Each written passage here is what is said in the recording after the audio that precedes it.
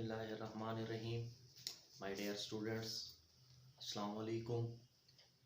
हमने lecture online start करने थे, ठीक है। तो पिछला टॉपिक्स आपको याद होंगे। बेसिकली हम डिस्कस क्या कर रहे थे, मेजर ग्रुप्स देख रहे थे किंगडम प्रोटिस्टा के। तो 3 मेजर ग्रुप्स आपको बताए थे किंगडम प्रोटिस्टा के। हमारे पास प्रोटोजोआ हो गए, एल्गी हो गए और इसके अलावा स्लाइम मोल्ड्स, ठीक है। तो प्रोटोजोआ जो है वो हमने कम्प्लीटली डिस्कस कर लिया था। उसके बाद हमने एल्गी वगैरह स्टार्ट कर दिए थे। तो एल्गी के अंदर बेटा हमारा जो पहला टॉपिक था यूग्लिनाइड्स थे, तो यूग्लिनाइड्स भी हो गया था। तो आज का जो हमारा टॉपिक है बेसिकली वो कौन सा है, डाइनोफ्लैजिलेट्स, ठीक है। तो डाइनोफ्लैजिलेट्स के बारे में आज हमने देखना है बच्चों। तो डाइनोफ्लैजिलेट्स के बारे में अगर डिस्कस करें ना बेटा, तो जैसे हमेशा मैं कहता होता हूँ कि बायोलॉजी में नाम बड़ा मायने रखता है। नाम पे गौर करेंगे ना, आपको उसमें हर चीज़ मिल जाएगी। किस तरीके से, जैसे डाइनोफ्लैजिलेट्स, डाइनोफ्लैजिलेट्स, डाइनो कहते हैं बेसिकली टू को, ठीक है। किसको कहा जाता है, टू को कहा जाता है। फ्लैजिलेट आपको ये पहले बहुत दफ़ा बता चुका हूँ कि फ्लैजिलेट कहते हैं फ्लैजेला को, ठीक है। तो जिसमें हम ये कहते हैं कि कितना फ्लैजेला होते हैं, 2 फ्लैजेला होते हैं। तो उससे बेसिकली हम क्या नाम देते हैं, डाइनोफ्लैजिलेट्स कहते हैं, ठीक है। इसके अलावा डाइनोफ्लैजिलेट्स की बच्चों अगर हम बात करें तो जितने भी हमारे पास डाइनोफ्लैजिलेट्स हैं, इनको अगर देखा जाए ऑल आर अनयूअल प्रोटिस्ट, ठीक है। तो अनयूअल प्रोटिस्टा है। अनयूअल का मतलब क्या है, इनमें वैरायटी बहुत ज़्यादा पाई जाती है, ठीक है। मतलब बहुत ज़्यादा अक़साम के आपको डाइनोफ्लैजिलेट में ऑर्गेनिजम्स मिलेंगे। इसी वजह से मैं कह रहा हूँ ऑल आर अनयूअल प्रोटिस्ट, कि बहुत ज़्यादा इनकी वैरायटीज़ पाई जाती हैं बेटा। इसके अलावा अगर हम इनकी बॉडी फॉर्म की बात करें कि ये जो डाइनोफ्लैजिलेट्स हैं की बॉडी फॉर्म कैसे होती है, तो क्योंकि ये अब एल्गी हैं और एल्गी का आपको बताया था कि वो यूनिसेलुलर होते हैं बेटा। तो डाइनोफ्लैजिलेट्स भी हमारे पास क्या होते हैं, यूनिसेलुलर होते हैं। अगर बॉडी के लिए, बॉडी फॉर्म के लिहाज से देखा जाए तो ऑल डाइनोफ्लैजिलेट्स आर यूनिसेलुलर। तो ये भी आपको यूनिसेलुलर फॉर्म में मिलेंगे। इसके अलावा बच्चों अगर हम बात करें इनकी लोकोमोशन, वो मैं पहले डिस्कस कर चुका हूँ। टू क्या होते हैं, फ्लैजेला होते हैं। तो सीधी सी बात है कि इनके अंदर जो लोकोमोशन होगी बच्चों, वो किसकी मदद से होगी, आप कह सकते हैं फ्लैजेला की मदद से। और फ्लैजेला कितना होते हैं, ये अभी मैंने आपको बताया है, इनके नाम में ही छुपा था कि 2 फ्लैजेला होते हैं।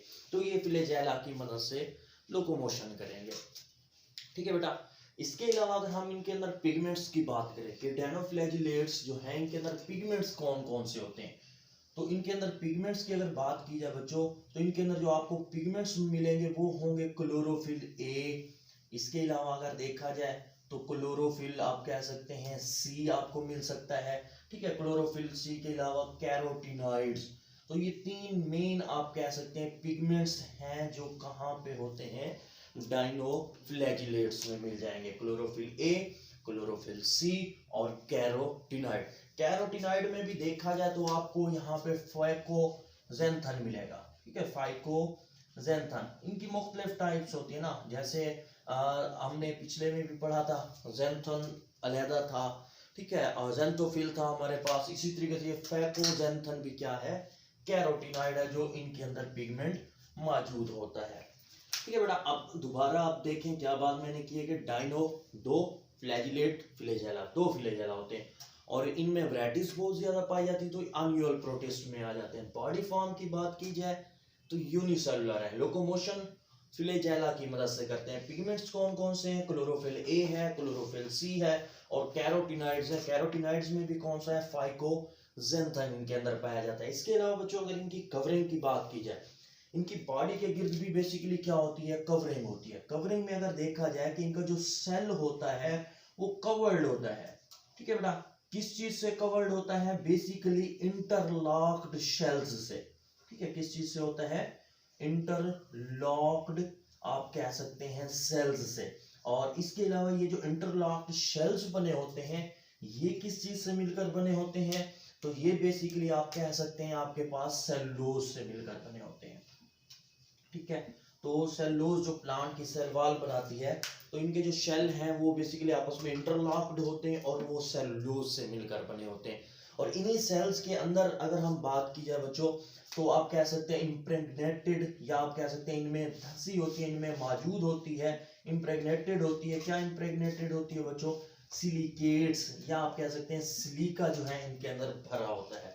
अब ये बात आपको समझ नहीं आई होगी, दोबारा मैं समझाता हूँ कि इनकी जो कवरिंग है, इनके जो सेल्स हैं, ठीक है, अब सेल्स सपोज दैट ये हम कहते हैं हमारे पास इसका ये सेल पड़ा हुआ है, ठीक है, इसी के ऊपर क्या होते हैं, इनके शेल्स होते हैं जो आपस में इंटरलॉक्ड होते हैं। अब सपोज दैट ये एक हम कहते हैं कवरिंग है, ये इसकी दूसरी कवरिंग, ये इसी तरीके से तीसरी, ये चौथी, हम कह सकते हैं इस तरीके की ये कवरिंग होती। और ये सारी जो कवरिंग है एक दूसरे से ये क्या होते हैं, इंटरलॉक्ड होते हैं, ये इस तरीके से यहाँ पे ये मिले होते हैं, ठीक है, ये आपस में इस तरीके से इंटरलॉक्ड होते हैं।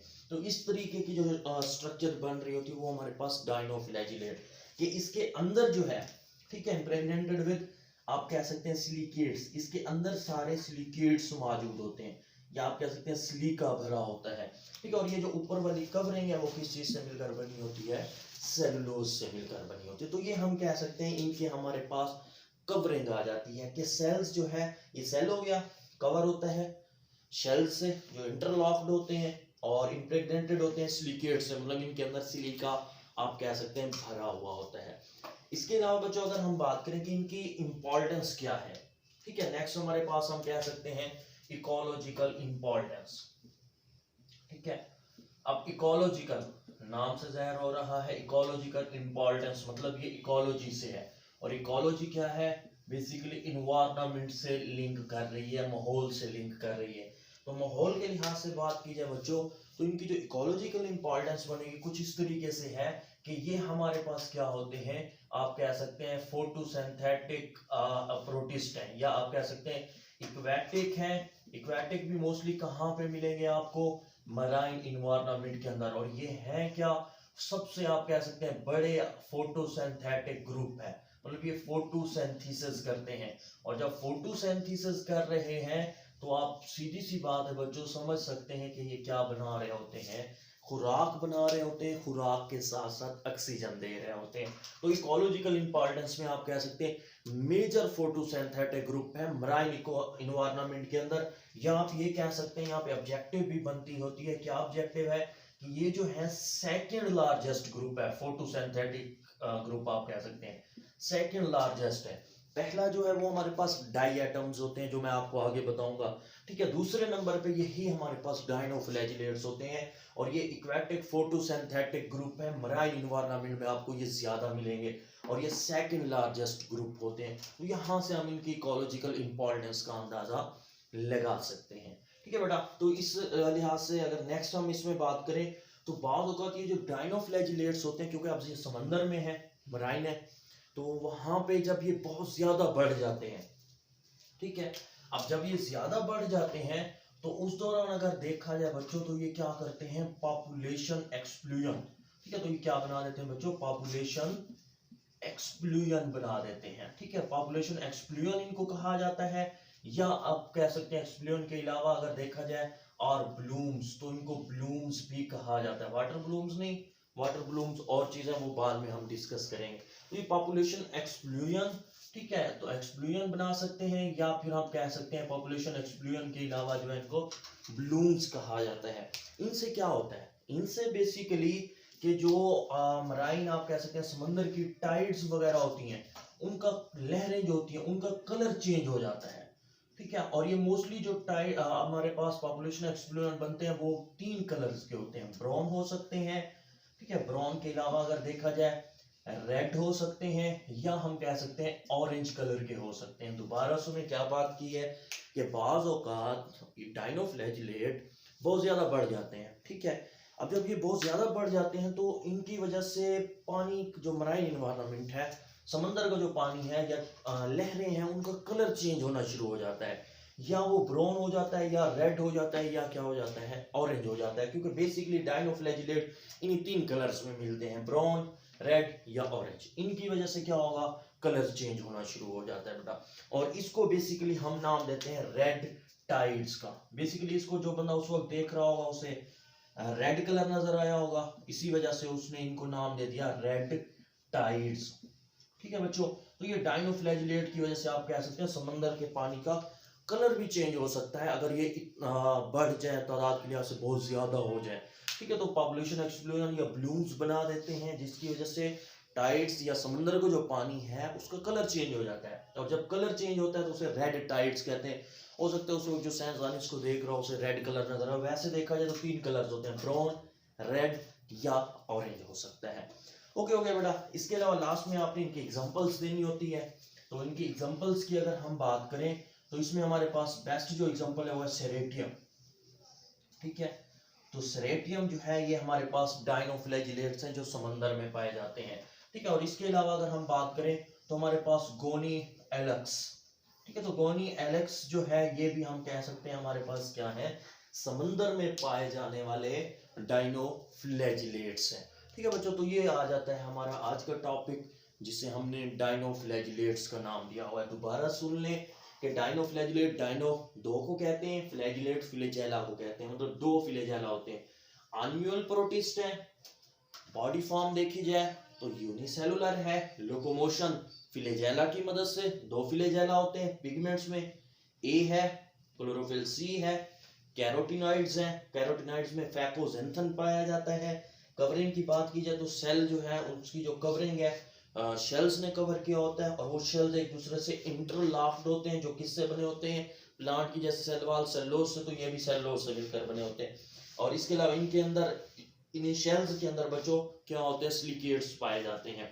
इकोलॉजिकल इंपॉर्टेंस में देखा जाए तो मेजर इक्वेटिक आप कह सकते हैं फोटोसिंथेटिक ग्रुप है, मराइन आप कह सकते हैं फोटोसिंथेटिक ग्रुप है।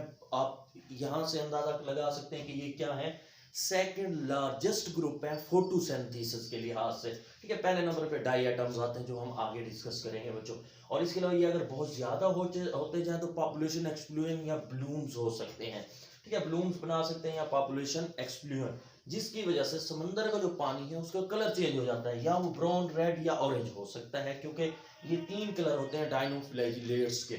अब जो बंदा इनको देख रहा था कि कलर चेंज हो रहा है उसको बेसिकली रेड नजर आए, तो इस वजह से इस प्रोसेस को रेड टाइड्स कहा जाता है। इसके अलावा इनकी एग्जांपल्स की बात करें तो सेरेटियम और गोनी एलेक्स ये बेस्ट एग्जांपल है हमारे पास डायनोफ्लैजिलेट्स की। उम्मीद है आपको समझ आ गया होगा। कोई सवाल हो तो मुझे कमेंट्स बॉक्स में या मुझे इनबॉक्स कर सकते हैं। ओके बच्चों, अल्लाह हाफिज।